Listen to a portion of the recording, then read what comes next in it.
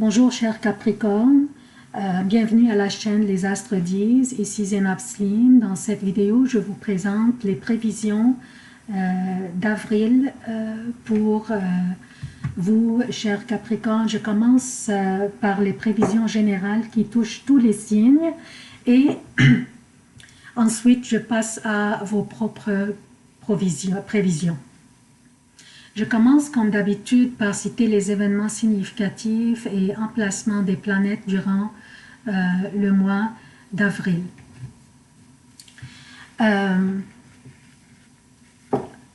Il faut que je note aussi, que je signale que l'heure ici, c'est l'heure de Montréal.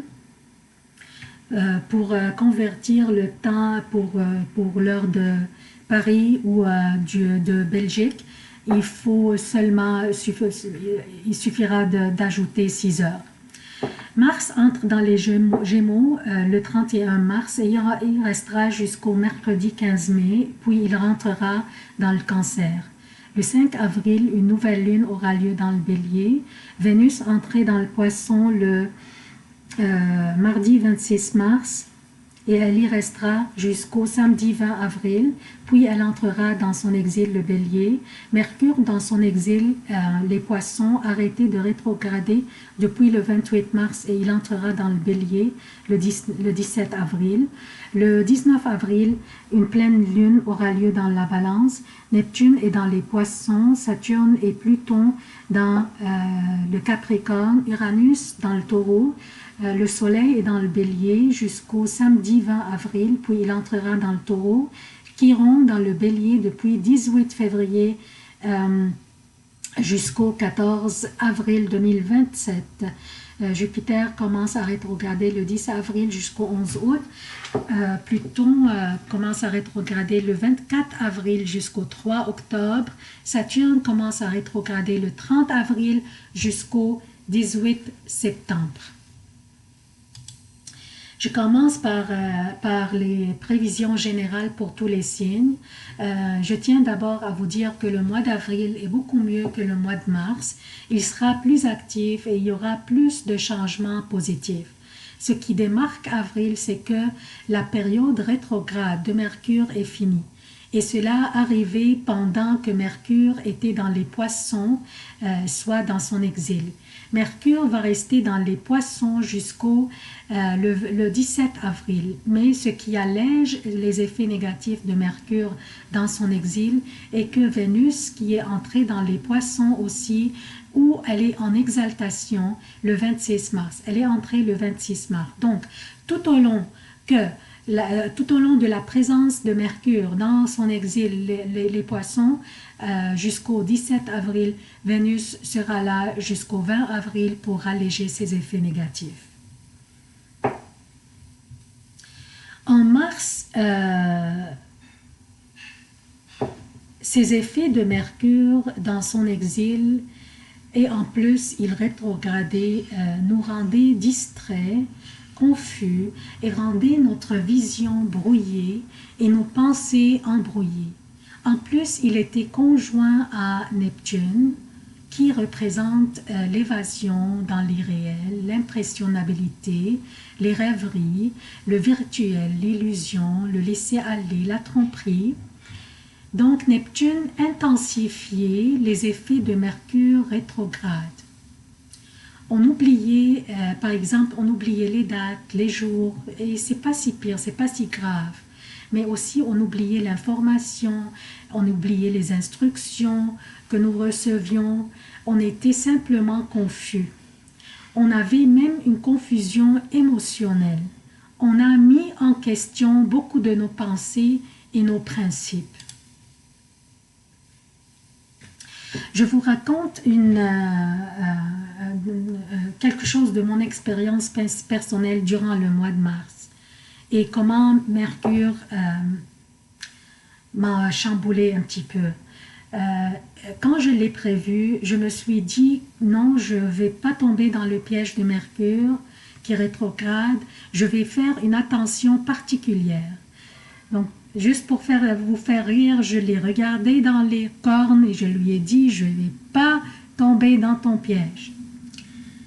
Au début du mois de mars, j'ai ouvert ma chaîne sur YouTube et après 1 ou 2 semaines, j'ai eu plus que 250 abonnés et j'étais très fière de moi. Et puis, j'ai fait une erreur ridicule qui m'a fait perdre ma chaîne et tous les abonnés. Et j'ai dû recommencer à nouveau. Donc, je retournais au point zéro. Et ce qui est ironique est que je l'ai prévu.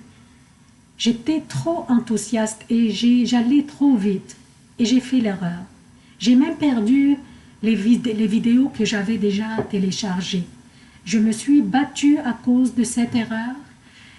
Mais ensuite, je me suis pardonnée quand j'ai entendu les nouvelles concernant l'avion de British Airways qui a atterri en Écosse au lieu de l'Allemagne, donc dans le mauvais pays. Et c'est arrivé le 25 mars. Ici, j'aimerais ouvrir 2 parenthèses. Les effets de rétrogradation d'une planète s'intensifient au début de la période rétrograde et à la fin de la période rétrograde. Ce qui arrivait avec l'avion de British Airways, c'est arrivé le 25 mars. Donc, à la fin de la période rétrograde où les effets de la rétrogradation étaient plus intenses. Le vol, ils ont dit, le vol semblait parfaitement aller jusqu'à ce que les passagers réalisent que leur avion avait atterri dans le mauvais pays. Ils ont dit qu'ils ont lancé une investigation, mais je leur dis que c'est le coupable, c'est Mercure. Là. En passant, je suis curieuse à savoir comment Mercure vous a taquiné durant le mois de mars. J'apprécierais si vous partagiez vos expériences dans les commentaires. On pourrait s'amuser un petit peu ensemble en faisant cette petite activité. Aussi, durant le mois de mars, Uranus est entré dans le Taureau le 5 mars. Et toujours quand une planète extérieure change de signe, au début de son entrée, elle s'annonce intensivement, comme si elle nous dit « je suis là ». Ça, c'est pour Uranus. On remarque aussi le fait que le Soleil est dans le Bélier et il est en exaltation, signifie le commencement de nouveaux cycles astrologiques. Il signifie une énergie puissante, une énergie jeune, nous motivant à aller de l'avant, à innover, à créer, à être prêt à partir et à prendre des initiatives. On remarque aussi que toutes les planètes sont positionnées soit dans des signes mutables, qui sont les signes qui influencent l'évolution, ou dans des signes cardinaux, qui influencent les changements. Aucune planète n'est dans un signe fixe. On conclut que l'énergie est plutôt orientée vers l'évolution et les changements plutôt que le statu quo. Aussi, j'aimerais signaler que cette année est une année de préparation et toutes les décisions que nous prenons maintenant vont déterminer notre destin personnel et professionnel pour les prochains 20 ans. Nous sommes maintenant en train d'établir et de construire les fondations pour les prochains 20 ans. C'est un peu intimidant, je sais. Mais Saturne et Pluton et le nœud sud, il est dans le Capricorne, mais il n'est pas dans la carte, dans ma carte ici, nous demandent de faire nos preuves. Donc ces poids lourds sont en train de nous demander de faire nos preuves, de faire les efforts nécessaires pour réaliser nos rêves, pour mériter de réaliser nos rêves. Et il nous demande aussi d'établir les fondations, de construire les fondations cette année de ce que vont avoir l'air les prochains 20 ans.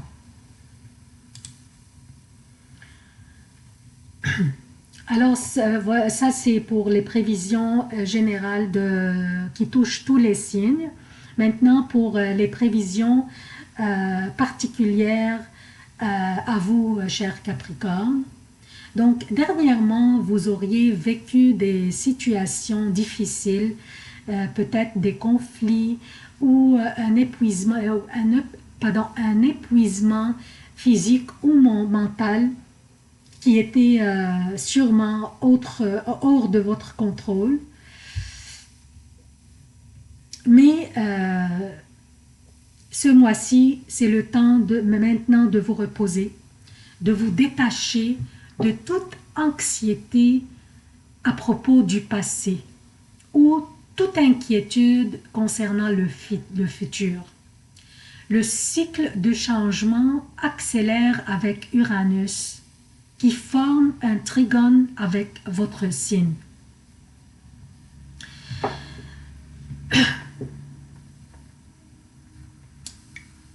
Vous paraîtrez exubérant avec un enthousiasme extraordinaire, ce qui impose la nécessité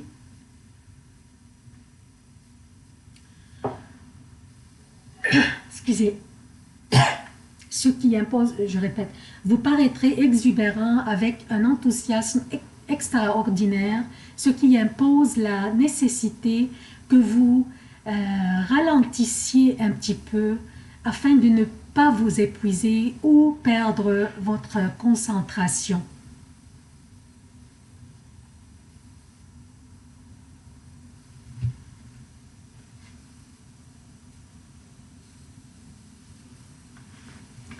Vous pourriez être appelé à exploiter vos talents et compétences dans un nouveau projet hors l'ordinaire, ce qui pourrait vous intéresser, surtout que les gestionnaires du projet sont impressionnants, par exemple, et que le travail lui-même vous plaît. Donc, vous pouvez vous exploiter et exploiter vos talents dans un nouveau projet qui pourrait vous plaire. Et c'est juste pour cette raison que vous vous impliquiez dans ce projet.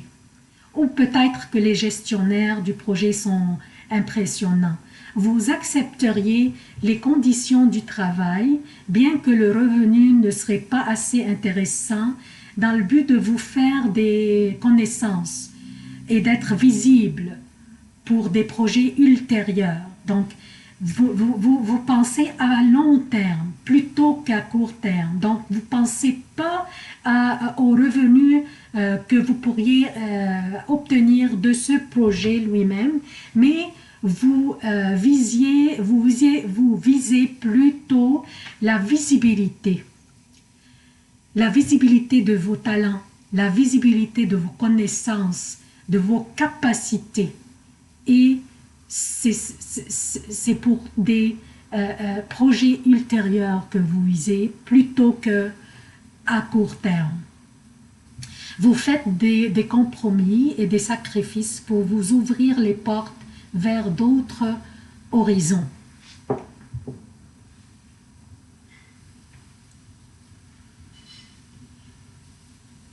D'ici juin 2019, Mars transitera dans votre 6e maison, gouvernée par Mercure.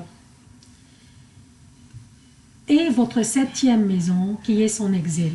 Durant cette période de transit, vous pourriez avoir à tolérer certains de vos collègues qui pourraient vous provoquer ou mettre les bâtons dans les roues ou essayer de mettre votre réputation en péril.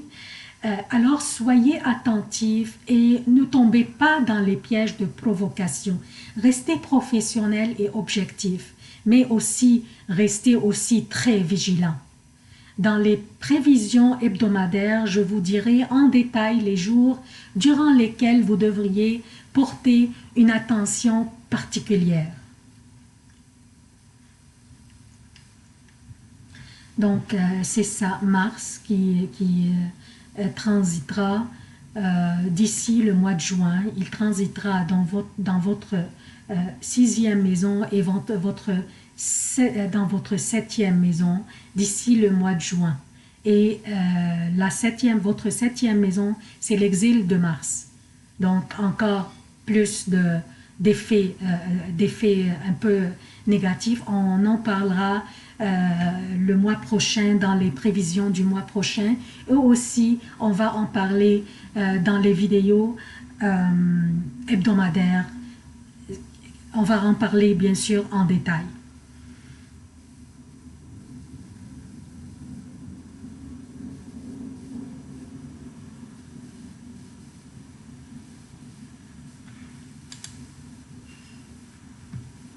Mercure et Vénus, conjoints dans les poissons, signifie pour les célibataires une relation amoureuse, chaleureuse et passionnée, et des moments tendres à vivre, surtout avant le 20 avril. Donc, la conjonction entre Mercure et Vénus, surtout avant le 20 avril, vont vous apporter des moments tendres, chaleureux, passionnés dans votre vie amoureuse. Pour ceux qui sont déjà engagés, il pourrait signifier peut-être passer à la prochaine étape, être une relation plus sérieuse, ou peut-être vous marier. Vous pourriez être aussi attiré par des personnes, des signes dont les signes sont Poisson, Cancer ou Scorpion. Et toutes les vidéos sont en fait plutôt pour les ascendants. Et si vous ne connaissez pas votre heure de naissance, c'est ça, votre signe solaire pourrait aussi s'appliquer, mais les prévisions sont plutôt pour les ascendants.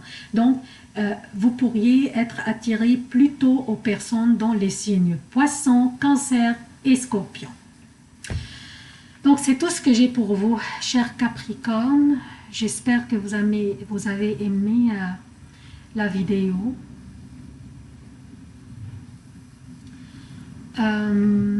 Je regarde si j'avais quelque chose d'autre à vous dire.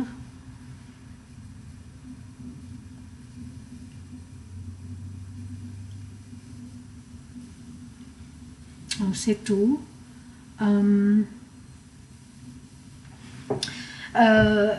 Donc ce sont les prévisions générales du mois d'avril.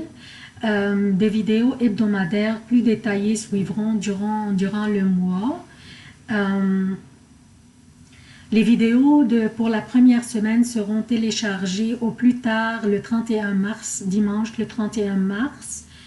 Je suis en train de travailler aussi présentement sur une vidéo pour tous les signes portant sur Chiron et ses effets sur nous tous. Ça va être une vidéo très intéressante, je vous le dis dès maintenant. Je tombais en amour avec toute l'information que j'ai déjà préparée, mais maintenant il suffit juste d'arranger toutes les idées que je veux vous transmettre dans une belle vidéo, dans une belle présentation, pour que vous puissiez le trouver très intéressant et très clair aussi. C'est ça l'importance. Donc, j'aimerais aussi faire appel à votre générosité de soutenir la chaîne, s'il vous plaît. Abonnez-vous, activez les notifications, aimez, commentez et partagez, surtout partagez. YouTube vont évaluer la chaîne d'ici quelques mois, et si j'avais pas suffisamment d'abonnés et des visionnements, ils pourraient la fermer. Donc je compte sur vous, chers Capricornes. J'aimerais vous remercier d'avoir visualisé la vidéo et à la prochaine.